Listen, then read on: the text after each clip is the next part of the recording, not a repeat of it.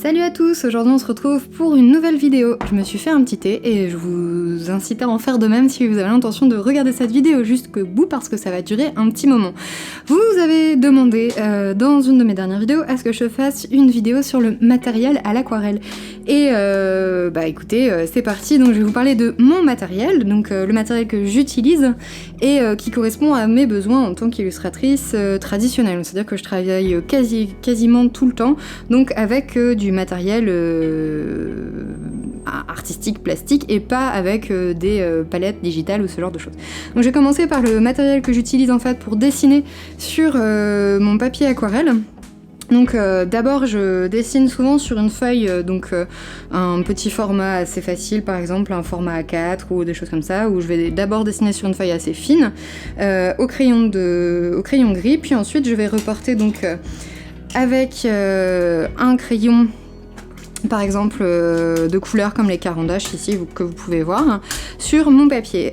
Parfois en fonction des papiers j'utilise aussi une gomme mie-de-pain pour atténuer un petit peu donc les crayons de couleur pour éviter d'avoir en fait quelque chose de trop marqué. Ceux-là ils sont aquarellables, donc c'est toujours à prendre en considération avant de commencer à peindre dessus. Si vous cherchez des papiers si vous êtes en train de faire vraiment des gros lavis directement sur votre crayon de couleur, bah forcément ils vont s'effacer, donc ça va pas être terrible, vous allez plus rien voir. Donc là moi ça je les utilise vraiment quand j'ai vraiment ma composition en tête et que je sais que je vais pas forcément avoir des endroits trop humides, on va dire. Sinon j'utilise des crayons de couleur qui sont non aquarellables. Donc ça c'est ce que j'utilise assez souvent, j'utilise aussi beaucoup pour dessiner, donc en fait je les utilise régulièrement. Ensuite au niveau des papiers, j'utilise donc dans ma dernière vidéo, j'ai utilisé le papier Hanemühle Anniversary, donc c'est celui-ci. Vous pouvez voir donc que ça fait quand même un gros format, il y a différents formats. Donc voilà, c'est un papier qui est collé sur la tranche. Contre-collé, très pratique pour travailler. Moi souvent j'ai tendance à les retirer avec un petit couteau à peindre pour éviter d'abîmer le papier sur les côtés. Et j'ai tendance à retirer le papier avant de peindre dessus parce qu'en fait il est tellement épais, c'est du 425 grammes au mètre carré, je vous montre, c'est écrit là, que en fait finalement il gondole pas du tout, donc ça c'est assez pratique, surtout qu'en plus c'est un papier qui absorbe beaucoup, donc c'est pas forcément, enfin moi j'ai jamais vraiment ressenti le besoin d'ouvrir un peu les fibres, surtout que l'eau que j'ai ici en fait elle est pas, enfin dans le nord de la France elle est pas de très bonne qualité, donc c'est vrai que je préfère avoir un papier qui n'a pas besoin d'être tendu, notamment pour travailler sur des résultats illustratifs. Je préfère avoir vraiment cette épaisseur qui est assez solide, et ça évite que mon papier s'abîme même après sur le stockage sur le long terme. À côté de ça, donc j'ai ma sélection de pinceaux, donc je vais vous montrer un petit peu ce que ça donne. Je vais pas vous en conseiller énormément, mais je vais vous conseiller des pinceaux de bonne qualité, parce que moi c'est vraiment quelque chose que je vois avec le temps, c'est que je trouve que c'est assez difficile de trouver des bons pinceaux, vaut mieux mettre un petit peu le prix, même si des fois ça fait un peu mal parce que c'est pas donné, mais voilà, donc je vais vous conseiller 3 pinceaux ronds et 2 pinceaux plats. Donc les pinceaux plats sont assez abordables, franchement ils sont plutôt bon marché, c'est des Léonard 14 et 10, donc spécialisés dans l'aquarelle. C'est vraiment des pinceaux plats pour aquarelle. Je pense que c'est des fibres synthétiques à mon avis. Et donc il y en a plusieurs formats. Moi j'ai souvent ces 2 formats là parce que je travaille en assez grand format, mais si vous travaillez en plus petit format, n'hésitez pas à reprendre encore un plus petit. Ils sont bien, ils tiennent bien, je trouve qu'ils se nettoient vraiment pas mal. Donc là ça fait déjà plusieurs mois que je les ai et franchement ça se voit pas, on dirait qu'ils sont vraiment neufs. Ensuite j'ai pris ce pinceau là il y a environ 3 ou 4 ans, donc c'est un série 7 de Winsor & Newton. Donc là ça commence un peu à s'abîmer sur la tranche, mais franchement le pinceau en lui-même ne bouge pas. Là on voit pas forcément, mais en fait dès qu'on le mouille il reprend vraiment cette forme effilée. Par contre c'est un pinceau assez compliqué à entretenir, il faut le nettoyer régulièrement et c'est pas forcément évident de comprendre comment bien nettoyer ces pinceaux. Enfin j'ai ce pinceau qui est un peu ma petite nouveauté, donc là je laisse avec ce petit truc là de protection que vous pouvez voir ici. Parce qu'en fait c'est un pinceau en martre qui est en fait un format 7, donc c'est un Da Vinci. Pourquoi j'ai pas pris la série 7 de Winsor & Newton? Parce qu'ils sont assez cher et que honnêtement j'avais envie de tester une autre marque pour voir un petit peu ce que ça pouvait donner et franchement il est vraiment très bien par rapport à l'utilisation que j'en ai, mais la pointe a tendance à se perdre un petit peu par rapport aux séries 7 de Winsor Newton qui sont vraiment je trouve tellement bons que bon, c'est difficile aussi d'être en comparaison parce que finalement pour ce qu'il fait il le fait vraiment très bien, c'est-à-dire qu'en fait il a beaucoup de réserves donc c'est assez pratique quand on travaille avec le papier que je vous ai montré qui absorbe beaucoup. Je pense pas que je pourrais faire ce que je fais avec si j'avais pas ce pinceau là. Ensuite j'ai donc ce tout petit pinceau qui est une nouveauté que je teste en fait en ce moment.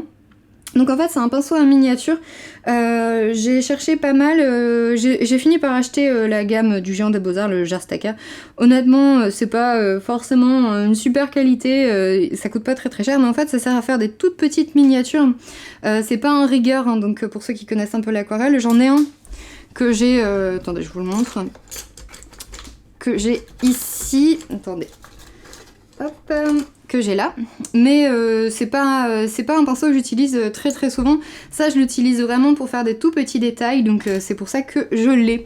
Voilà, donc ça c'est vraiment les pinceaux que j'utilise, donc vous voyez ça fait pas beaucoup, vous pouvez rajouter d'autres pinceaux que j'utilise un peu moins souvent, par exemple j'ai des spatules comme ça un peu plus grandes, ou alors simplement des fois j'ai des tailles un peu intermédiaires, ou alors des pinceaux de voyage. Les pinceaux de voyage assez pratiques parce que vous pouvez l'utiliser chez vous mais également ailleurs, donc ça je crois que c'est un Léonard, il n'y a même plus la référence sur le côté, donc c'est pareil, vous voyez c'est des pinceaux que vous pouvez prendre, tac, et puis refermer comme ça, mettre dans votre palette ou dans votre trousse et la prendre avec vous, et ça c'est pratique, on aime, on adore. Donc voilà, ça c'est vraiment très simple à avoir. Donc voilà, ça c'est des pinceaux que j'utilise en fait tellement au quotidien que j'ai un peu une sorte d'organisation dans le tiroir qui est sous ma table d'atelier, que vous ne voyez pas, où je mets toutes mes affaires en fait, et donc c'est pour ça que des fois vous entendez ce roulement dans mes vidéos, parce qu'en fait j'ouvre et je ferme ce tiroir pour en sortir mon matériel. Donc une fois que je commence à peindre, je sors donc, avant de commencer à peindre, je sors donc cette petite palette, donc qui est la palette que j'utilisais dans la dernière vidéo, mais j'ai plusieurs palettes d'aquarelle car c'est un de mes vices les plus totales. Je suis collectionneuse de palettes d'aquarelle, j'en ai une nouvelle qui arrive bientôt et c'est vraiment quelque chose que j'essaye de contrer un petit peu. Donc là vous pouvez voir que c'est une petite palette un peu particulière, vous pouvez voir un petit peu, elle a donc 4 petits rabats comme ça. Alors pourquoi j'ai cette palette ? Et quelle est cette palette ? Donc cette palette est une palette Cloverleaf, donc c'est une pen box, c'est une petite boîte que vous pouvez transporter un peu partout, vous voyez. Il y a un petit peu d'air ici, donc c'est pas totalement imperméable. Bon à savoir si vous avez tendance à mettre beaucoup d'humidité dans vos palettes d'aquarelle. Donc en fait, elle s'ouvre comme un trèfle à 4 feuilles, et en fait elle a 4 espace de mélange. Donc ici moi j'ai collé pour avoir ma présentation de couleurs parce que j'aime bien avoir les couleurs sur le papier que j'utilise, ça me permet vraiment de pouvoir voir un petit peu tout ce que j'en fais. Donc là vous pouvez voir les différentes couleurs que j'ai dans cette palette. Donc c'est une palette que j'ai remplie avec des tubes Daniel Smith. Pourquoi ? Parce qu'en fait j'avais pas mal de tubes et que je n'arrivais pas à mettre des pannes en format allongé sans qu'ils dépassent et sans qu'ils recollent sur le dessus de la palette, et ça m'exaspérait énormément. Surtout que cette palette est un cadeau qu'on m'a offert et que j'avais vraiment envie d'avoir, c'était mon cadeau de Noël cette année, et ça m'a fait vraiment plaisir de l'avoir parce que c'est très utile pour travailler sur des grands formats. Pourquoi ? Je vais vous expliquer après. Donc là vous pouvez voir que vous avez la liste donc des Daniel Smith différentes que j'ai dedans. Je vais pas revenir sur la liste en entier, mais en gros c'est les couleurs que j'utilise dans les illustrations que je fais, parce que je cherche des couleurs assez punchy pour faire des illustrations. Donc c'est pas pour faire forcément, c'est pour ça qu'elle est un peu différente des palettes qu'on peut trouver habituellement, même si elle reste assez classique quand même sur certains aspects. Ensuite vous pouvez voir donc ici sur les petits pans ici. Donc en fait il y a une profondeur assez importante, et ça c'est super pratique parce que j'ai tendance quand je mélange sur des petites planches un peu plus plates comme ça à ne pas avoir assez d'espace pour faire mes jus en fait d'aquarelle. Et les jus d'aquarelle donc c'est les mélanges hein. Par exemple ici vous voyez, donc là ça a séché mais en gros voilà c'est ça. Ça permet par exemple de faire quand même beaucoup de volume de votre couleur et d'être sûr de pas venir en manquer, surtout quand vous faites des grands fonds ou quand vous faites par exemple un grand rendu atmosphérique. Si vous n'avez pas assez de votre mélange ça peut être un peu problématique. Mais ça me permet également par exemple de faire beaucoup d'une couleur que je sais que je vais utiliser d'une palette ou d'une feuille sur l'autre, et donc de garder les mêmes couleurs en fait d'une image sur l'autre. Donc voilà, c'est assez pratique, notamment cette petite palette de devant, parce qu'en fait ça vous permet de faire vos petites recherches de mélange, et puis ensuite une fois que vous êtes vraiment sûr, vous pouvez passer sur un plus grand format pour être vraiment sûr, ou simplement si vous avez des tout petits mélanges à faire, ou simplement par exemple un jaune que vous allez mélanger avec plusieurs types de couleurs derrière, vous avez vraiment cet endroit là, puis vous pouvez l'essuyer assez facilement.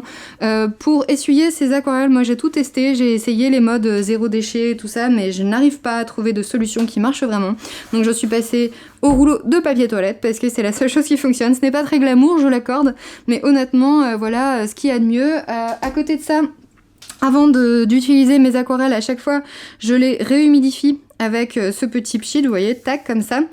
C'est très très pratique parce que en fait, je le remplis avec de l'eau un peu purifiée, par exemple, que je fais filtrer auparavant.